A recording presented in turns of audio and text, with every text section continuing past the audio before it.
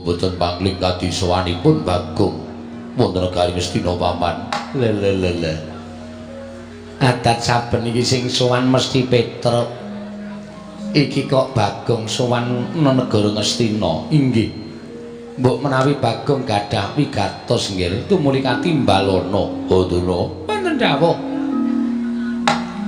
Mugi-mugi menika sanes impen ingkang badhe babar dados kasunyatan. Dene sonten-sonten Bagong sampun sowan wonten negari Ngastina. Oh, katimbalana menapa wigatosipun Bagong sowan. Miturut praenanipun Bagong menika sajake kaya wong kesusahan. Kaya wong keserakat. Tumunten kaparingana nggih, kaparingana. Sedasa 1000 napa gangsal 11.000. Supados enggal Bagong menika kesah saking Datraya. Awing atase kene iki nggon papaning para priyagung, papaning para luhur, papaning para nayaka punggawa, wong sing duwe derajat pangkat. Lah kok dika drajikan batur, dika drajikan Panakawan. Kakang Durna pripun? Mbok nek ngendika niku sing penak. Mengke nek nganti arep mingsak Bagong nek nganti nesu karo sampeyan malah kriwikan dadi grejekan geguyon dadi tangisan. Giri lusi jalma tan kena kinira. Aja sok kulina ngempukke watu ngatoske banyu. Bagong sowan menika durung karuan jejaluk. Kok malah sampeyan ngarani sing ora-ora. Paman Haryo, wonten timbalan gendel anggur-biyen. Kula badhe ndangu sowanipun Bagong. Panakawan Bagong. Padha Raja sak pratamu Bagong ana ing negara Ngastina. Panakawan Bagong. Nona Amet pasang Kalimantabe tinebena ing laduni demawaing tawang-tawang linepatna ing tulak manuk podang. Kepareng kula ngaturaken sembah bekti kula njenengan. Ya Bagong tak tampa pangestuku Tampanana. Lha pundi nggo jimat paripe ndayanana ing kasantosan paring rambut Duryudana kula cancang pucaking remi demawe wijang rumketing gonggong. Andel ora. Kula cancang pucaking weni. Nun, weni. Weni dudu remi lho, dudu. Weni. Dumawe wijang rumeketing Werdaya. Ora gonggong, ora. Rumeketing Werdaya ndadosaken cahya nur cahya daging rakayuanan. Sinuwun. Ya Bagong. Prayoga nunggu ngadep sampun mboten kirang prayoga nggih kula ngabiane sami kula Durya. Panakawan Bagong padha Raja sak pratamu. Pathak patih. Pathak ki sirah ning Patih Harya Sengkuni. Wilujeng bekti kula kunjung nggih napa Patih? Iya Bagong pangestuku Tampanana. Kula pundi nggo jimat paripe ndayan ning kasantosan. Oh. Bagong padha Raja sak pratamu. Remban, piye Bagong? Niki kula mengelek-elek. Kula mengemutke karo sampean. Aja sok kulina ngilani karo dadane wong liya, aja sok kulina ngiyas karo wong liya. Arep Bagong niki pasuryane ra iku ketok memelas. Ning sapa sing ngerti nek Bagong niku pancen kere? Ning arep kula niku macak kere kaya ngoten. Kula niku wong desa. Wong desa niku nek sugihe ra ketara. Pancen sandangane pating sleber. Sleber iki apa? Pating slawi ora karo-karuan. Nek lunga meh nganggo caping, ning lemahku nek meh nggo guru ki ndiasmu iso. Ngandel ora. Senengane ya wis ngembe dhisik kok. Wong Bagong ki wong glelenge ora jamak kok dimbe. Ngono. Sokalima didol didu karo lemahe Bagong nek nganti nggon aku kalah karo Sokalima. Sokalima kuwi sampean ora tuku. Kae ora ana sertifikate mergo kae bumi perdikan. Paringane Sinuwun Ngastina. Kowe nek ora dikai Sokalima, kowe iki ya kere, Dur. Semangkean. Apa kowe ora sadar? Apa dikira aku ora ngerti ceritamu? Kowe iki diangkat dadi gurune Kurawa Pandhawa mergo kowe pamer kabisan. njupuk Gendhaga isi Lengatala nganggo suket dom-doman terus didadekke gurune Kurawara Pandhawa. Ning biyen kowe dek jaman Satama isih enom, isih bocah, kowe turut prapatan ngemis menggoleke sego sepincuk Satama. Kapok ora. Senengane kok ngembe karo wong pengalaman. Nyebalekke, aku rene iki ora ngemis. Aku rene iki ora njejaluk. Ning aku ana wigita, wigati. Anak Prabu ngene. Sinuwun Prabu Duryudana. Oh iya Bagong, aku njaluk ngapura ya Bagong. Agene ra urung debat iki. Lho. Kok nantang karo aku rumangsane nyepelekake. Oh iya njaluk ngapura sing wis ya wis. Sing ana dibuang sing becik digoleki aku njaluk ngapura. Aku ora sengaja yen aku ngece karo kowe. Cecuke nang kuping. Untung aku iki wis ngrumangsani tuwa. Aku wis semoh kaya enom biyen. Upama aku jiwaku ijek enom, tak ajiane ngene. Ya njaluk ngapura. Wis ya wis. Ora sok ngembe, aja mengkale kula. Karo sapa wae iki aja rumangsa sampean duwe derajat, duwe pangkat, aja sampean duwe derajat sing dhuwur, duwe pangkat sing dhuwur. Anggere karo wong tok ndak sirahe. Tok sepelekke, aja kaya ngono, Mbah. Ora ndek kanca nek carane ngono iki. Arepa cantrikmu akeh, arepa sing do suwita siswamu akeh, nek sifatmu kaya ngono kuwi. Cantrikmu lek tresna ya mung mergo kowe duwe ilmu. Nek kon tresna karo awakmu blas ora ana sing tresna. Paham? Iya. Slatak sisan. Bagong sing sabar. Piye? Ngapunten lali. Ratu kok dipiye? Ya ngapunten panjenengan ya ora supaya laga-lagu-lagian kula to. Iya. Kula niku sok sembrono. Iya, Bagong. Bagong padha raja sapraptamu. Sinuwun Prabu Basukarna. Wilujeng bekti kula konco nggih sinuwun. Iya ya Bagong, nak tampa pangestuku taman ana Bagong. Lho nggih. Oh, kuwi sing ratu ngawangga digdaya sekti kalintang persasat kondange menungsa setengah dewa kadidayane kowe karo aku. Bagong, udah raja sapraptamu. Manten mundur kana wilujeng ya prayogan ya Bagong. Kok kowe kok mangkai 10.000. Kowe tak andani ya, Dur. 10.000 ki nang omahku ki ora ana ajine. Kowe ngerti nek aku dong tengok ning ngarepan. Wong mantuk karo aku 10.000.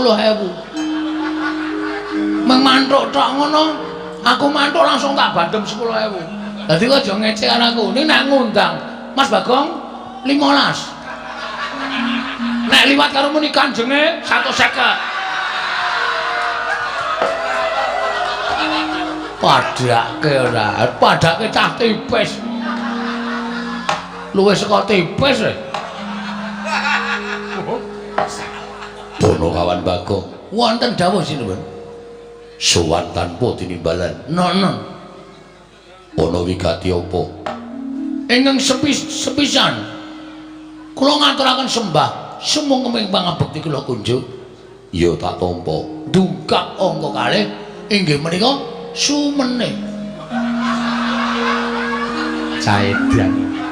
Dungkap angka sing arep tok pangan kowe apa? Mboten wonten to? Ora ana. Oh nggih, sumene Kaliwati. Ing angka loro sowan kula menika namung mboten bedah kalian Sinuwun Prabu Duryudana, ning kula niku duwe gegayuhan, duwe pepenginan. Pepenginan apa? Ngaten sinuwun. Sawetawis kula tak cerita nggih. Iya, ora dadi ngopo. Mboten kesusu to? Ora. Kula niki kayane urip niku kaya kurang ganep. Ora ganep sebabe? Sebabe kula niku kok ngajanjane kepengin to sing jeneng wong urip niku ora kudu ngabekti karo wong tuwa. Upamane wong tuwa niku wis ora ana, ya saora-orane anak niku ndongake ana ing pesaryane wong tuwa. Iya. Ning kula niki ora iso berbuat seperti ngono. Kula ora iso kaya ngenten niku merga kula niku mboten dong bapak kula niku asline sapa? Terus kula niku nuwun sewu nek bapak kula niku isih niku daleme teng pundi nek pun boten wonten sareane teng pundi kula ajeng ndongake bapak. Kenapa kowe goleki bapakmu teko mapan negara Ngastina? Niki wonten sing aja-aja iku lho. Sing aja-aja iku sapa? Pria bertopeng hitam. Tegese piye? Tegese urung iso tak aturke inisiale sapa. Masih dalam rahasia. Didhawuhi supaya ngopo? Didhawuhi supaya kula niku nyuwun priksa karo Pendhita Kondang Monyor-monyor. Kalau kengrat pendhita sing pancen wis anjayang bawana inggih menika Begawan Durna. Mila kula nyuwun pamungkatan nggih sinuwun. Sowan kula menika mboten kan betah kaliyan panjenengan, kula betah nyuwun ngambil Durna sekedhap kemawon. Bakal mbok apa? Durna ajeng kula takoni bapak kula niku sapa? Nek Durna ora iso wangsulan, Durna kula kan minggat saka negara Ngastina. Cocok aku ketoke. Nek ora ngono ndak tuman wae. Pendhita kok omongane kok marayati panas. Dipun paringaken kemawon nggih. Rai ngaten. Bawa Durna kedah sapejagung lan pun Bagong menika langkung merayogi Bawa Durna. Bawa Durna. Kula wonten namung nggih. Bagong sowan betah kaliyan panjenengan. Lho. Betah kaliyan kula? Inggih. Wigatosipun? Monggo dipun mbak piyambak. Kula caosi kamardikan Bawa Durna. Durna ina panaringane rumaja ing ratri. Tinenggak jangganira kapisanan.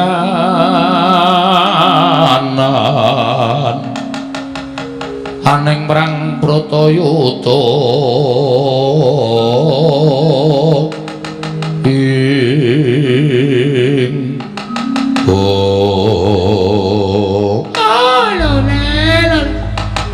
entos walu gempol manyang-manyang joneng dungkul wana dadi asas dadi wana Bagong nun ngendikane ana Prabu Duryudana kowe buta karo aku nggih butamu karo aku ngapa kula ajeng nyuwun prisa Mbah kula niku janjane dianak-anake saka sapa lan kula niku bapak kula niku sapa lho kowe iki goblok apa piye kowe 10-an taun nganti mangabat-abat melu karo Semar Badranaya cetha wong semene akeh padha ngerti yen kuwi anake Semar kok ndak takon bapakmu kuwi sapa kosike nek mung perkara kula anake Semar wae pancen ya do ngerti kabeh ning jebul setelah kula cek teng kelurahan niku ternyata kula niku mung anak pepekan kula niku mung anak angkat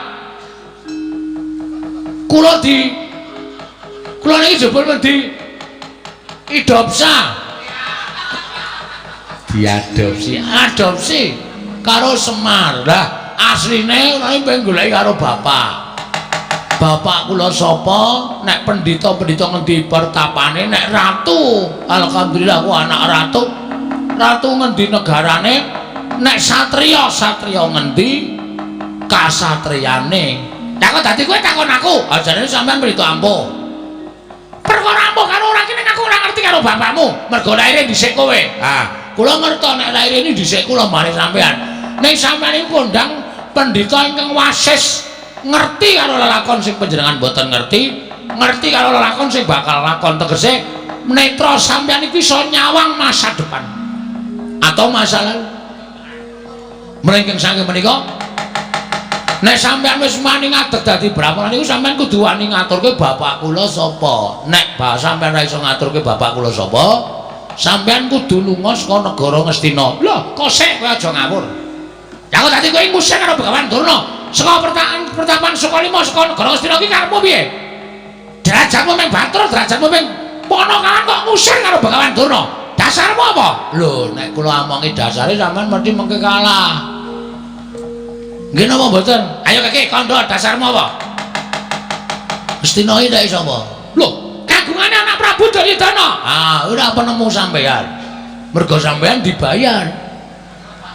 Dibayar karo anak Prabu, anak Prabu terus iki dibayar karo Sinten Prabu Ngastina tumuli sampean ngakoni nek sing duwe Ngastina niku Prabu Duryudana nek janjane ora, Mbah.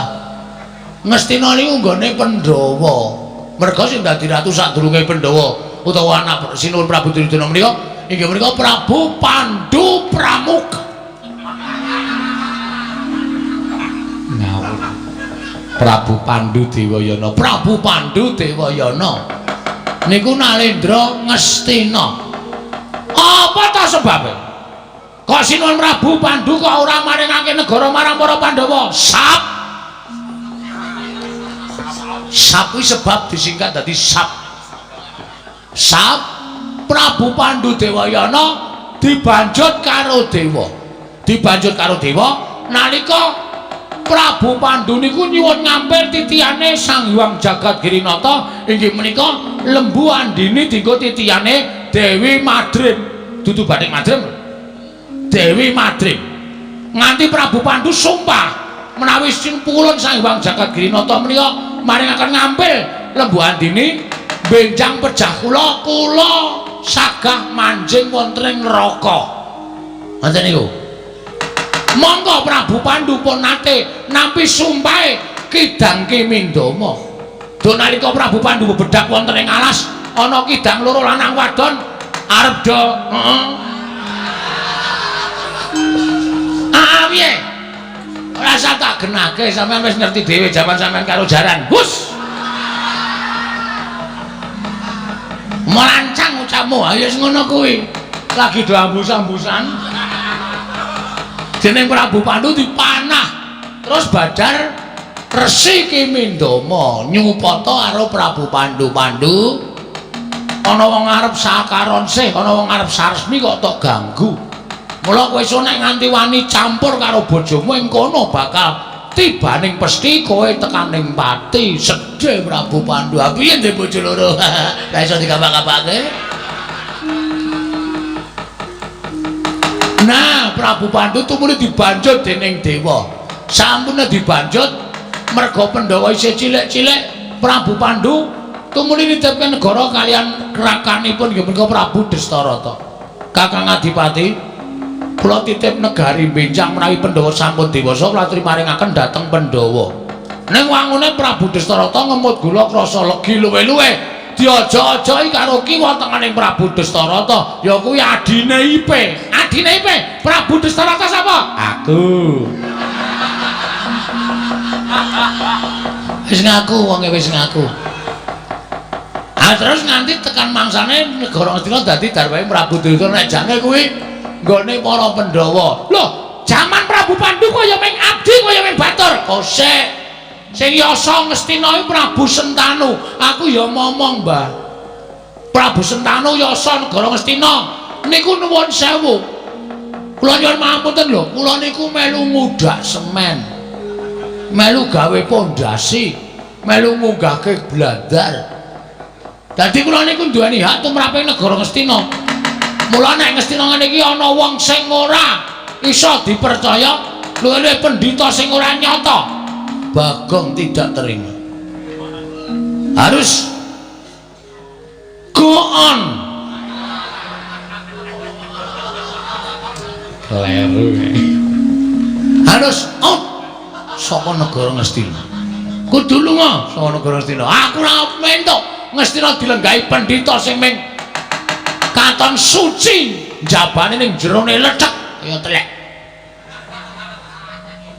Bobotuna kados pundi? Sektakir. Oh, dolone. Apa iki numuse ya, Kang? Numuse apa? Impen mau. Hus. Aja disampur rapet karo impen. Ora ana sampur rapet karo Pasumenan. Upama ana sampur rapet karo impen apa ya Bagong iki bakal keduga dadi Senopatine bakalan dono. Oh, ora bakal iso. Bagong ora bakal iso dadi Senopatine bakalan dono mergo dono kuwi ora bakal iso dipateni dening ponakan Bagong. Sing kandha sapa? Alistre kowe tak pateni kowe mudhar kabeh kok. Apa meneh menungsa? Pun sampean mang ngomong.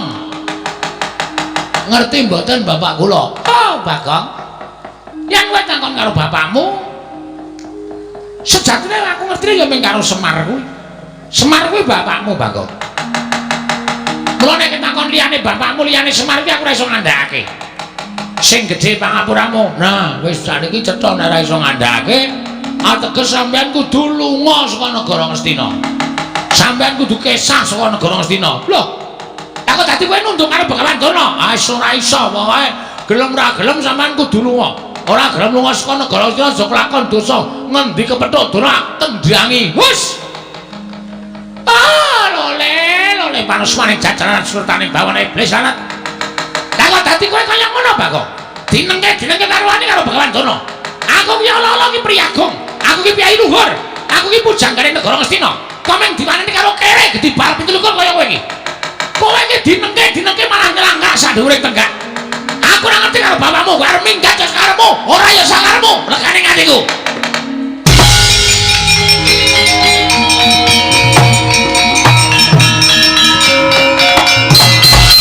Loh, kowe kok yo ngadeg. Ha wis tak obati ket mau. Satu jam sebelumnya. Mula aku nek krungu swara terus mbregengeng ngadeg dhewe aku langsung. Ha piye? Adunake kaya ngono e padake. Kowe aja waton ngawu gawar ngawur, Dur. Kowe engko nek aku wong gedhi bal 17 wong elek kala mripat. Kebangetan nggonmu nyuwara kowe. Kowe ora iso nuduhke bapakku sapa? Kowe sing ngunek karo Bagong. Kowe kang ibarate kaya ngutek-utek macan turu mbeda raja singa. Singa barok. Penyakit to. Pancen penyakit ya, Dur ya. Lha kowe wani marang krek nang ngarepe Begawan Dana. Sing tak wedeni apamu, ha? Sing tak wedeni apamu? Nek meng kowe nesu nek aku ora wedi, aja kok kowe. Prabu Duryudana kok nesu. Bagong ora wedi. Sengkune iki apa? Kono sucikan. Prabu Karmen. Karno iki kon nesu. Aku ora wedi. Karto Marmo Sato sak kancane Karto Dendok, Karto Piyo, Karto Adang. Kabeh kon nesu ora wedi. Bagong nek nesu ora iso ora dioso-oso. Dadi aku wis niat tenan bengi iki. Nek pancen sapa sing tak takoni bapakku ora do ngaku, ora ngomongake Nalendra Brahmana, ora ngomongake Satriya, Senopati, Lurah. Aji ya. Padake apa? Mangkel tenan aku. Ngaku ora bapakku sapa? Aku ora ngerti. Wis tenan ora ngerti. Ora ngerti. Tanteni sak rampunging pasewakan, tak adiang kowe ning jaba. Bar bali liwat ndi? Aku cecek nang ngarep gepura negara Ngastina. Durna ketok Jatasi. Mboten sah lole-lole ditanggung kok ya. Wong sampeyan iku Bagong teko ya wis ngeras suarane ora penak. Nek kira-kira sampeyan ora ngerti rak ya ora ngerti tenan. Nek ngerti ya mang duduke. Kula mboten ngerti Dik Pantine, mboten ngerti nggih pun. Omong opanane karo Bagong. Oh, Bagong, aku ora ngerti tenan ya, Gong. Aku ora ngerti tenan. Kowe aja maksa karo aku ya, Bagong. Nek liyane kowe sing nesu mbok menawa aku wani nek kowe nesu, aku ora matamu wae aku wis gila, Bagong.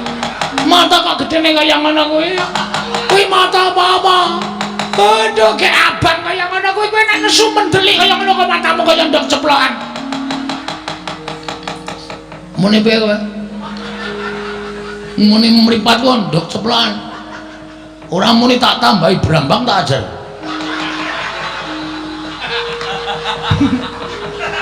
Tak ajar tenan lho. Ora nyepeleke lho. Bagong nek katokan teneng abang ini berarti malam ini dari sore sampai pagi Bagong ngerol. Tenan iki aku ora bae-bae. Ayo, pokoke kowe kudu ngerti. Aku ora ngerti tenan, Pak. Ora ngerti tenan. Ora seret jopo.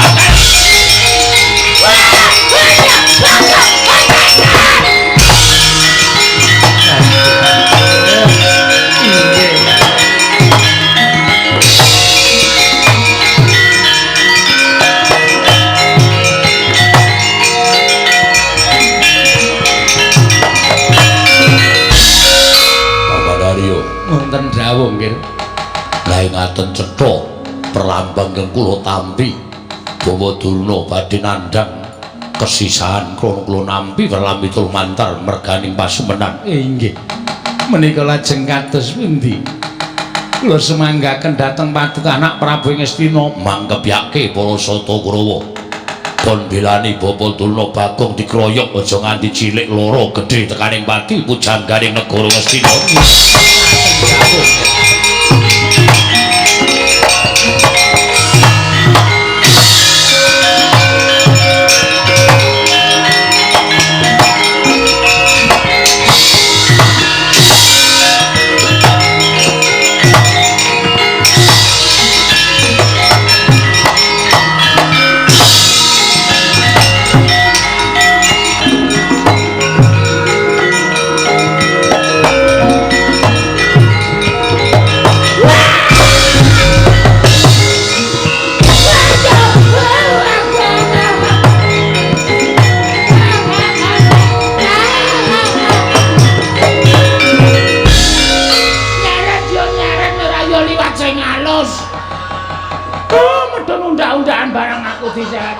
Nganti sirahku suarane tok. Apa ora kowe? Nyepeleke. Aku nek wis nesu ora bae-bae. Oh, engko tak kandhake bapakmu yen kowe gawe geger negara Ngastina. Semar tak pasung ning pawon. Ora bakal wani Semar ngelekke karo aku. Gareng wis tak ancam, Petro wis tak ancam. Truk, Reng. Ya bengi iki arep dadi lakon. Nek kowe arep ngisuh ngandhane awak, kampak sirahmu. Do pucet sirahe. Mula bengi iki aku gleleng tenan. Oh, engko bakal dikeroyok dening Sata Kurawa. Piye? Keroyok dening para Sata Kurawa. Weh lho, Bagong rene iki ora mung ijene. Lho, kowe nggawa kanca? Nggawa. Wong pira? Wong 5. Papat 5 karo aku wis pas. Arep perang karo Gonggong ngarep.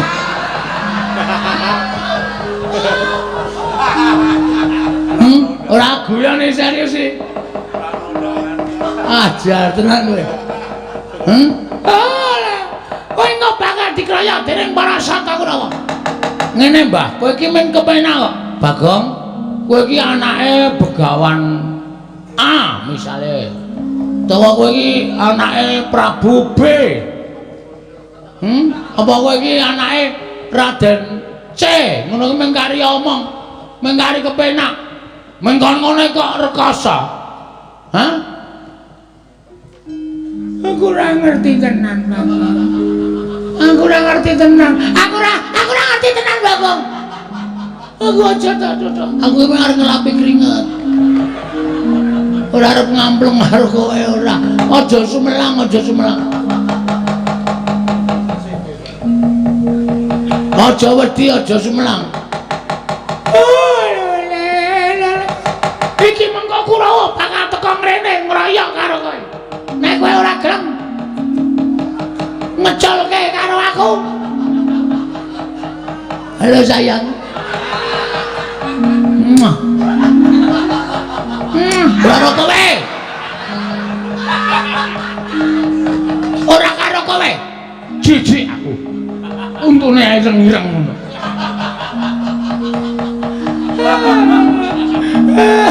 Ayo kowe mawar ngondhake Kurawa ngroyok aku to saiki Nolea. Nolea sapa? Sapa botohku Nolea?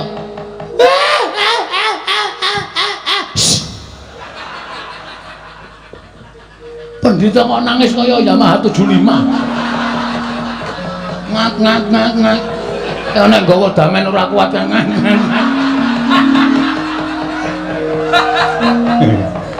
Piye, Gong? Mboten ngerti wonge. Lho, ora ngerti. Mboten ngerti jare pendhita pengpengan. Mboten ngerti kula kok dadi ora dong niku. Terus kula ngancam nek pancen ora ngerti diajar ya kula seret saking Datraya. Bagus. Mergo sing dadi harapane menungso, kowe takon karo sak papadane menungso, Begawan Durna kuwi saora-orane iki gurune bapak. Bapak kowe satriya pengpengan kowe Suwitara Durna nek Durna ora weruh, gunane apa nggo sandangan cara pendhita? Gunane apa nganggo sandangan cara brahmana? Teteli sanangane. Teteli, turake katoke cawet. Gulake bantu jepreti. Aduh. Kurang lakone wis mules aduh. Aduh, Bagong, aja ngono ya Bagong. Aja ngono ya Bagong, aku wegah tenan Bagong. Kowe kudu bloko ora boko iki. Algojoku wis nang mburi lho. Ngati-ati lho. Mas aja Mas kok kaya ana campur sari ta, Den? Tapi ndelok sik ning Durna Cekeli. Yo ndelok sik Durna Cekeli.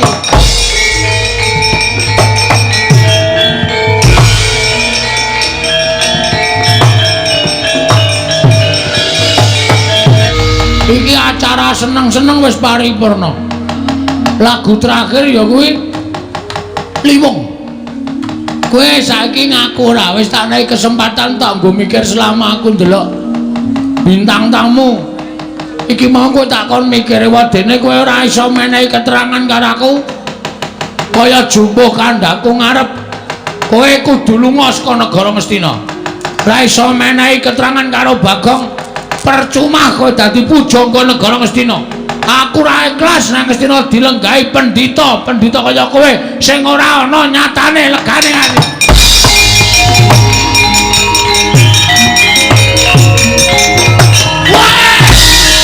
Kowe lanang.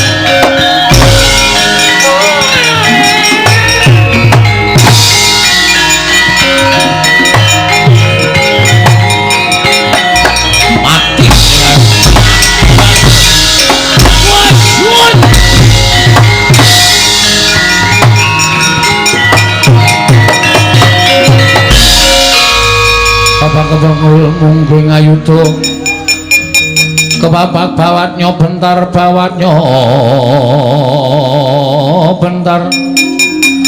kebabaknya mungguing ngalogo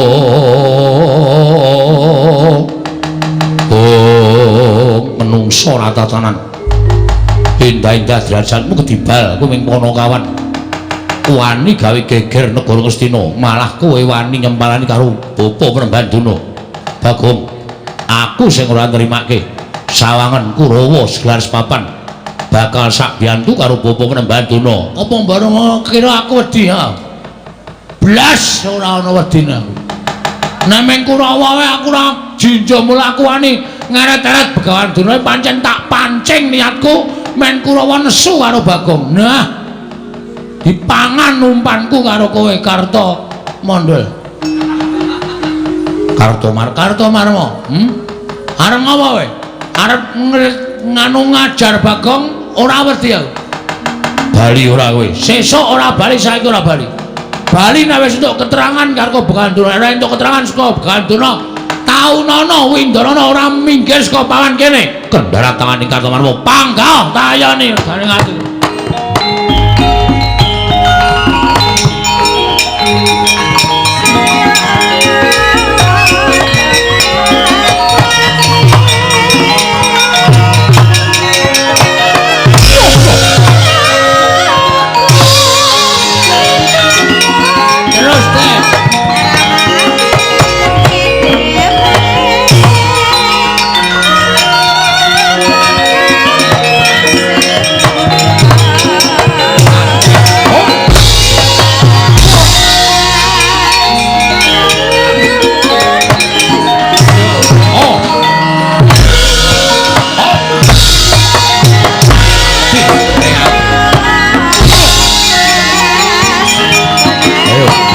Bagong Antasena.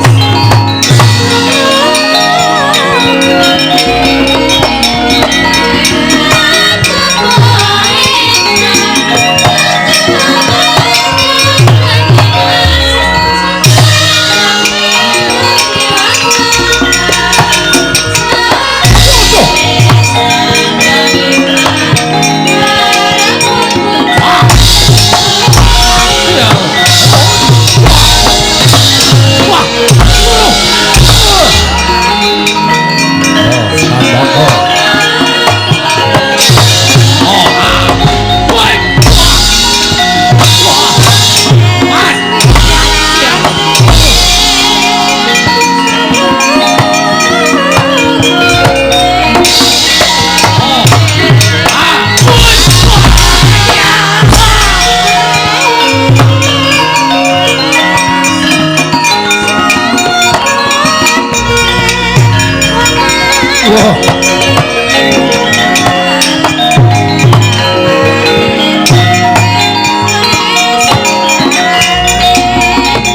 Tumbak jebul dadamu.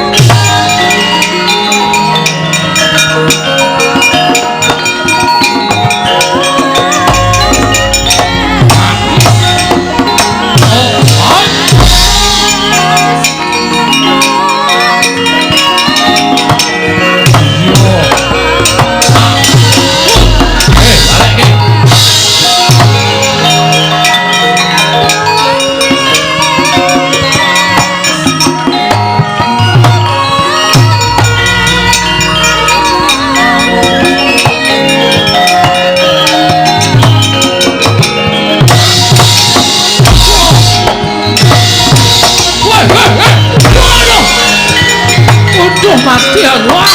Wah.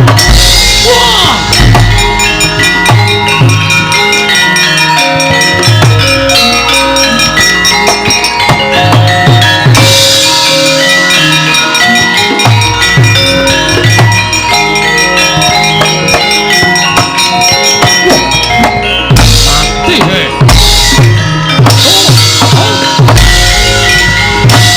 Wah.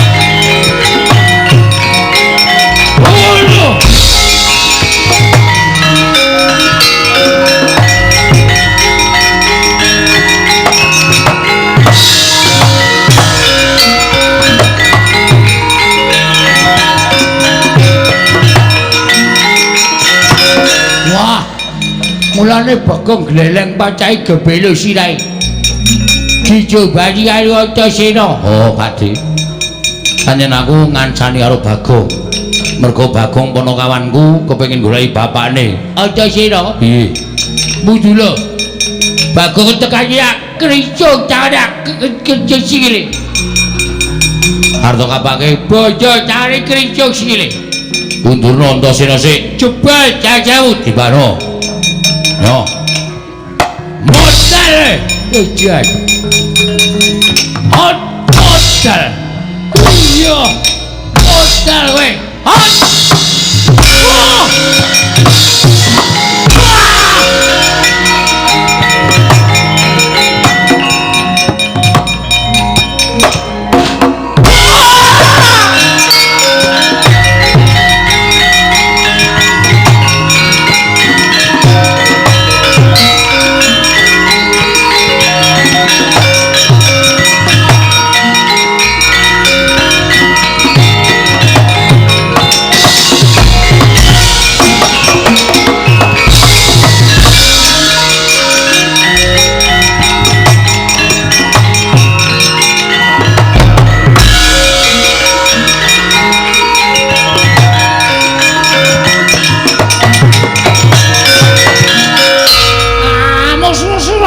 Jaja mereka imbagian padha-padha. Coba Bagong. Kowe aja gagak gawe kisruh. Negara Ngastina ayo bali bapa begawan Durna. Ora ngerti sapa bapakmu. Mula kowe aja butek banyu bening kahanan negara Ngastina. Kowe bali ora? Aku ora bakal bali. Tahu nono Windana ora bakal bali. Bajigur kowe ngecek aku kowe. Kowe ngecek kowe ora ngecek. Wong gagape kok arep gleleng. Hah? Sawangan. Kartomarma, Surtayu. Kabeh mundur. Lah kok kowe wong ngomong ora cetha arep gleleng. Arep odor.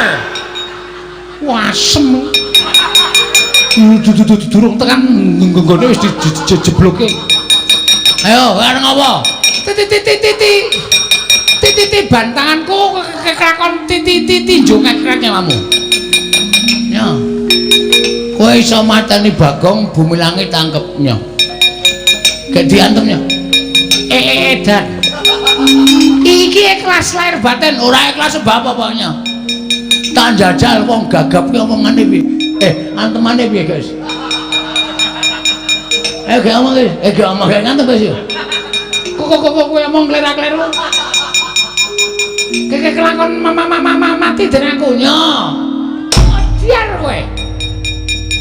Begini meng kaya ngono. Aku iku rino ketiban kambil tak kandhani.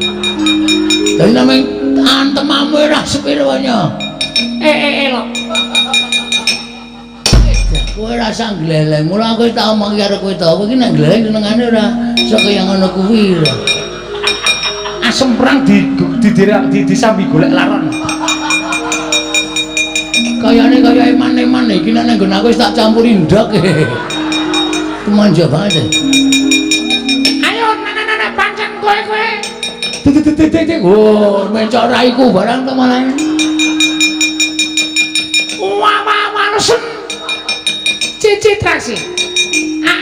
Aku warsen. Kepiye? Aku warsen kowe ora mundur mungsuh Bagong tinjungake ra nyawamu kowe.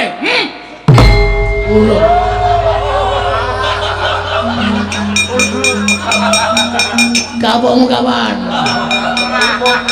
Penabuh iso tak hapusi. Kowe aja Sembrono. Ayo. Gege anon mergane Pak. Tenan saiki tenan yakin. Aku ora ngapusi aku yakin lho. Ndak aku ngerti dihapusi penawe cilaka aku mati jeneng aku.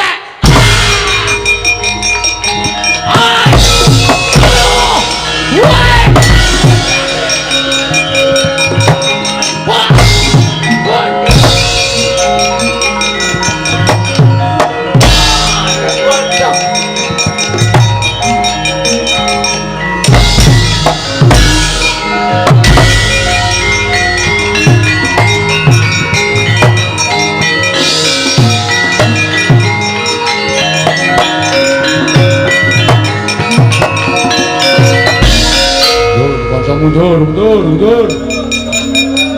Bagong ngamuk diwangi Antasena. Kurawa bubar mawon. Mundur. Mundur.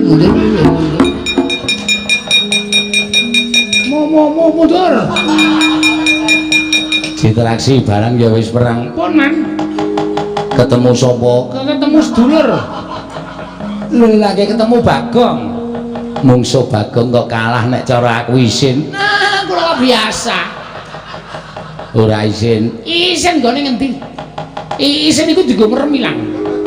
Bagong sajake bar-bar guru anyar. Kuku antem sirahe rapopo Man? Suarane mak klotak. Kok kaya antem bathok klopo. Wonge ngletak. Sing ada memendono matane. Terus kula citrang-citrang mundur iki merganing patimu bres. Kowe diantem Udan. oh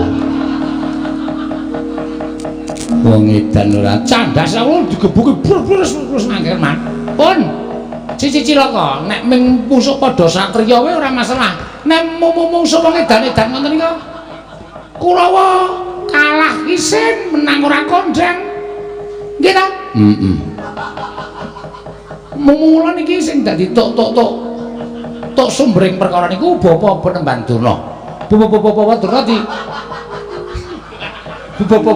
diwenehke kali si sapa jenenge Bagong mawon terus mengke pripun supaya ana penyelesaian permasalahan. iya Neng nang dudu nek nganti niki mengke sesampeyan tetep netapke para sasata Kurawa nyemelangi mah. Bapak Bagong nek ngamuk medeni. Pun kula semanggaken. Piye ne? Kancamu piye? Isih ora Kurawa? Nek isih kon maju, kon methuke Bagong. Nek Kurawa entek patihe ngene, uwek-uwek cangkeme. aku kira melu apa-apa. Aku kira melu peperangan iki. Wis tak anggap melu kowe.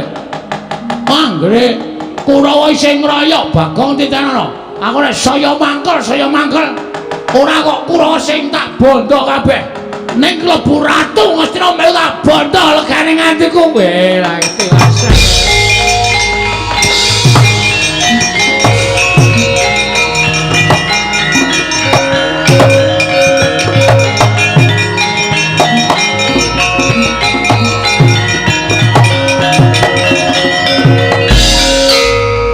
kok. Nah, piye? Ane iki sing disandra wau malah mlayu. Sapa? Durna. Lah aku ngoyak kowe dilarak karo Pak Dekartomarmo. Durna ora ana sing jaga. Kula Durna mlayu. Nek kudu kecekel kudu ditakoni teng pundi bapak kula. Nek ora iso kecekel ngrekoso, arep takon sapa meneh ora takon Begawan Durna. Terus karepmu sampean tanggung jawab iso nyekel Begawan Durna. Tak cekeli. Kowe ngoyak saka kene aku tak ambles kuwi tak methuki saka kono. Siap.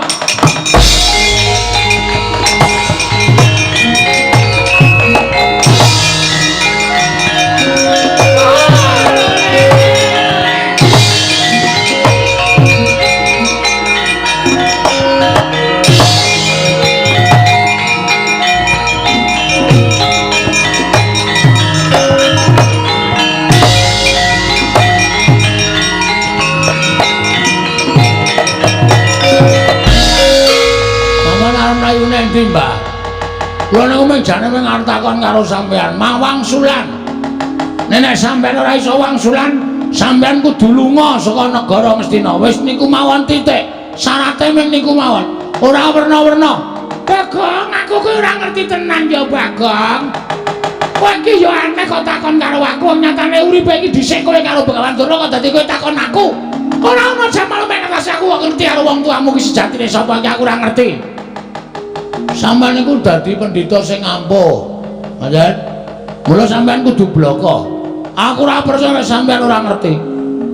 Mula sampeyan kudu bloko kali kula nek sampeyan tetep ngandhake ora ngerti, aku ora trima tenan. Bagong aja, Bagong. Ora iso. Wak candala bondo, lebonge pakun jalan, pakake macan. Jane ora mlayu.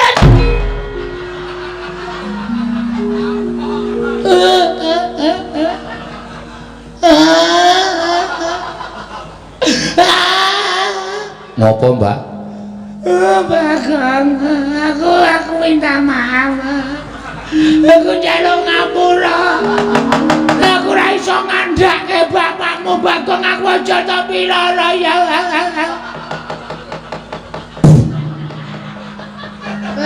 Cangkemku leboni walang. Njaluk ngapura ya, Bagong. Piye, Gong? Kok niki sing kudu menghakimi aku. Asli aku wis. Aku mangkel nek carane ngene iki. Saman bloko mboten. Aku ki ora ngerti. Aku ki ora ngerti tenan, Bagong. Wis, nek ora ngerti, titeno. Tendangi siramu. Sik, Gong, sik, aja ngawur.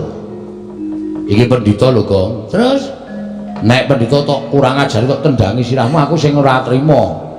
Arep dikaya ngopo iki gurune bapakku. Durna ki tau tate mulang ilmu karo bapakku. Kena kowe nesu ning aja terus mulasara kaya ngono. Bener Antasena. Matur nuwun ya putuku. Aku wis tak lindungi. Meneng wae tak rembuke sing apik-apik, Mbah. Iki lho cah Bambong ngerti tata krama. Ora terus sampe naik dhewe. Terus ra entuk ditutuk dijotosi ra entuk. Ora entuk. Kena kowe takon ngoyak kena ning aja nganti nibake tangan. Kowe jane melu ngendi kowe? Mulak-malik kowe no, Sena. Ora positif kowe. Ora apik nek carane ngono kuwi. Mau ngewangi aku saiki mengewangi Durna. Aku ngewangi Durna iki mergo Durna iki gurune bapakku. Nek kowe arep gendak sira karo Begawan Durna aku ora ngiklaske. Kena kowe ngoyak nganggo rembug ning aja terus bengok-bengok kaya ngene iki luwih-luwih kowe arep njempalani karo Bapak Durna Yang Durna. Aku ora ngiklaske. Iya, ketok gedhamu saiki. Ketok lorekmu kowe. Kowe ketok ngewangi aku nek jatine kowe ngemuli karo Begawan Durna. Ora masalah. Ora masalah. Kowe ngeman karo mbahmu ora masalah. Ning aku saiki iso nitik. Aten-atene Antasena kaya ngopo? Njaba karo jerone wis beda. Cangkemmu sing apik lho, Gong. Cangkemmu kowe lho. Wani karo aku. Meng perkara Durna lho iki. Meng perkara Kumbayana. Kok dadi awake dhewe nganti geger kaya ngene iki. Padahal mau sing ngakon kowe. Ndara Antasena kula kepengin takon teng pundi dununge bapak kula. Ayo tak terkira nek Durna. takon Durna nek Durna ora iso ditakoni ra wangsulan jotosi wong loro. Mau omongane sapa ngono kuwi? Kita rekam ning HP lho. Isih tak rekam ning HP-ku. Aku saiki kowe nutupi karo Begawan Durna. Wes aku nek kowe jotosi Durna aku ora entuk. Aku nekat, nek kowe nekat saiki wis beda perkarane. Beda perkarane? Ora aku ngewangi aku ngewangi Begawan Durna. Motar kowe. Arep ngapa kowe? Oh, sepelekke ora. Arep pokoke ngene iki akeh wong belani, akeh wong tresna. Mula saiki kowe arep ngapa? Kowe arep bantu arep Begawan Durna. Kowe arep ngrincung sikile Begawan Durna. Ayo, bandanan aku. Konangan putuku Antasena, lebur tumpur tanpa dadi. Weh, gleleng iki saiki. Wah, suarane terus kaya nyewa sound system ya. Bengok-bengok sak penake dhewe. Apa dikira aku wedi, Mbah? Dume sampean diwangi Ndara Antasena, aku wedi karo kowe. Gong, kena kandhane ora? Ora. Lho, ora basa. Ora basa ora apa. Kawis nekat nang. Mati nang ora wujute kok. Bangane bali doyak-oyak bang plecet. Wong modar nek kene mbok ya wis. Nek kono wis ora kena tak kandhane. Ora, bakal ora kandhane. Antasena. Nek bakal ora kena dikandhani. Pateni wae gunane apa diabdi jenenge Bagong. Oh, cangkeme elek ta iki. Cangkeme elek iki pendhita kaya ngono iki. Wah, lambene jan senengane nglincipi carang papak. Nglincipi perkara. Wis saiki keleren ora? Ora. Ning aja ngantemi Begawan Durna, tetep tak jotosi. Nek kowe jotosi Begawan Durna, mungsuhe aku. Aku ora wedi karo sapa-sapa. Nek kaya ngene iki aku wis nekat tenan. Nek ngono kowe wani tenan karo Antasena. Sing tak wedeni apamu? Iki perkara. Ayo, bangga ayo nek galengane.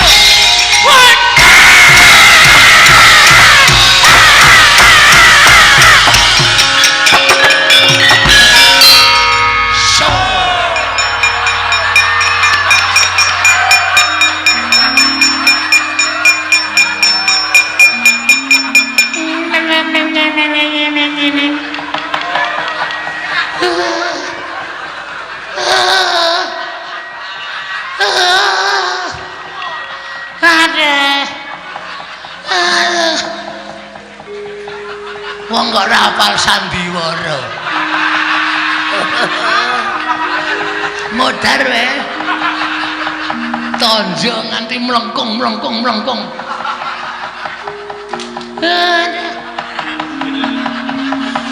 De pasir.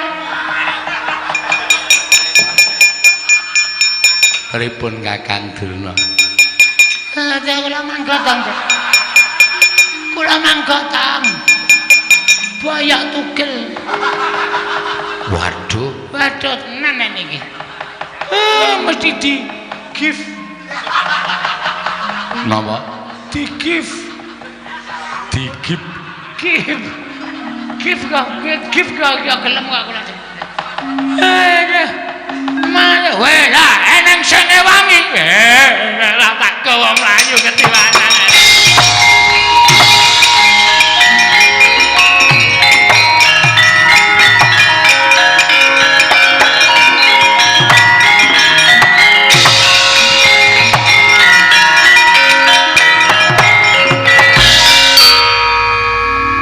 Kok ngerti sandiwaraku, Gong? Lho, pemain ketoprak. Aku wis paham sampean kedap-kedip mripate. Lha wis oke. Ini jak prahmen iki. Kok Durna kok ya ora sadar.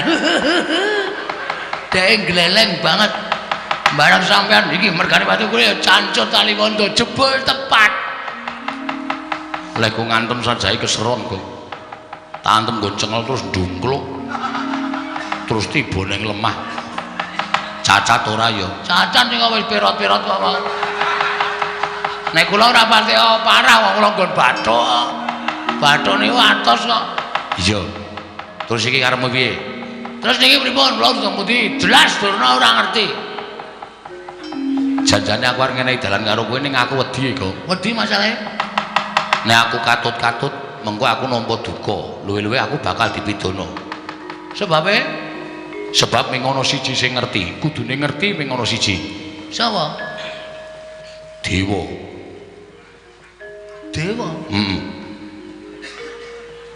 Papane ning kayangan. Kowe munggah ning kayangan Suralaya. Lho, apa iso ana kereta? Lho. Nek jurusan Surabaya ki nek mau jam 6. Suralaya basa. Wah, Suralaya to? Heeh. Krunguku Surabaya. Suralaya. Terus Matur Bathara Guru, bapakmu sapa? nek Bathara Guru ora ngerti, tak bubarke murite. Murite sapa? Murite Bathara Guru. Bathara Guru iki udu guru sekolahan kuwi udu ning Bathara Guru. Oh, lu tak ketemu e. Tangane papat. Wah. Nek kosokan suwe. Lho. Kok suwe? Keleke papat e. Ndak sung. Kelek loro wis suwene ra jaman-jaman kok keleke papat. Kuwi kayangan ngono kuwi takon, Bu Kulun, kula nyuwun prisa bapak kula sinten? Nek Bathara Guru ora ngerti, Amuk. kowe kok seneng banget nek ngajani aku elek kowe.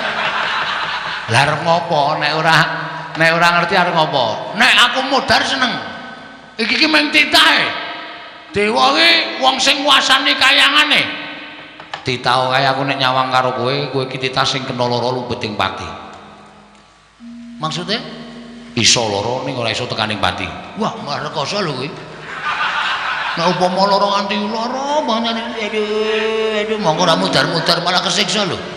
Mbok kata-kata kuwi dilangi wae. Ora kena lara, ora kena pati, ngono malah penak. Kowe titah sing ora kena lara, ora kena pati. Nah, Munggah ning kayangan. Ora ana sing iso ngalahke karo kowe. Yakin aku sumpah. mun nek nganti kula kalah cemplungke Kawah Candra di muka, Tak susul.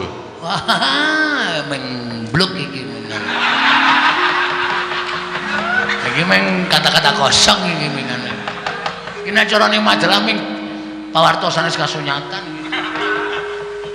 Engko aku nyusul nek kira-kira kowe sing menang aku tak ning donya wae engko ndak dikira aku sing aja-aja karo kowe.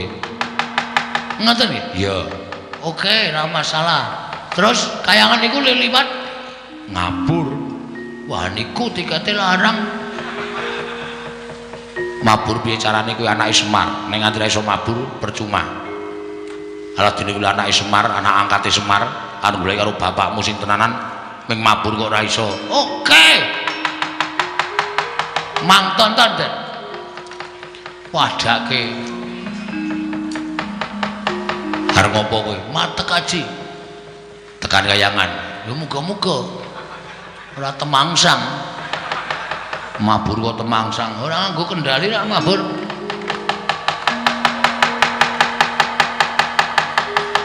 Mripate merem-merem. Menengo to iki lagi ndonga. Mah diloke ora wis meneng. Ciripit gula batu kecep. Ciwalang kaji koko belu dem. Cing ciripit gula batu kecepit. Ciwalang kaji koko belu dem. Cing ciripit gula batu kecepit. Ciwalang kaji koko gelu dem. Cing ciripit gula batu kecepit. Ciwalang kaji koko belu dem.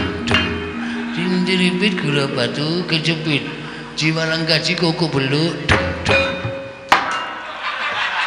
Misroh ta? Wis munggah.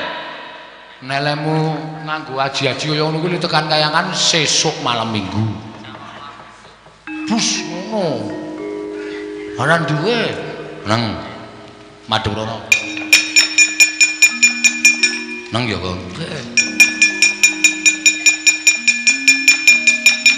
Tak suwun terus sing gawe jagat tak tendang bokomu saka kene. Aja pati-pati tiba nek ora tiba kayangan. Siap. Wis siap kula. Ya, ngati-ati ya. Oh wis.